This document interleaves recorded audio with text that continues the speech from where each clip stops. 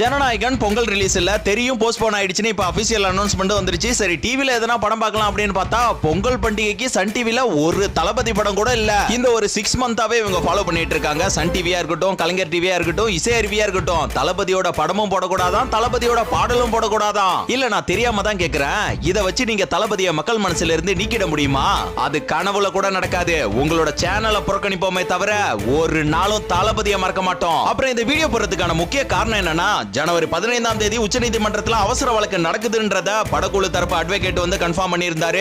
And அதே நேரத்துல ஜனவரி 19ஆம் தேதி தான் ப்ரோ விசாரணை, நியூஸ்ல தான் சொல்லிட்டு இருக்காங்க அப்படின்னு எல்லாருமே ஒரு கன்ஃபியூஷன்ல இருந்தீங்க. ஜனவரி 19லாம் கிடையாது, ஜனவரி 15ஆம் தேதி கன்ஃபார்ம்டு. இந்த பொங்கலுக்கு 3000 கொடுத்ததுக்கு ரொம்பவே நன்றி. ஆனா இதெல்லாம் அப்படியே ஓட்டா மாறும் அப்படின்னு கனவுல கூட நினைச்சு பார்க்காதீங்க. அதெல்லாம் நடக்காத ஒன்று. சினிமாவில இருந்து ஒருத்தவன் அரசியல்ல வந்து சாதிக்கணும்னா அது சாதாரண விஷயம் இல்ல அப்படின்றத நீங்க ஸ்ட்ராங்கா ப்ரூவ் பண்ணிட்டு இருக்கீங்க. ஒருத்தனை பார்த்து ஸ்டேட் கவர்மெண்ட்டும் பயப்படுது, சென்ட்ரல்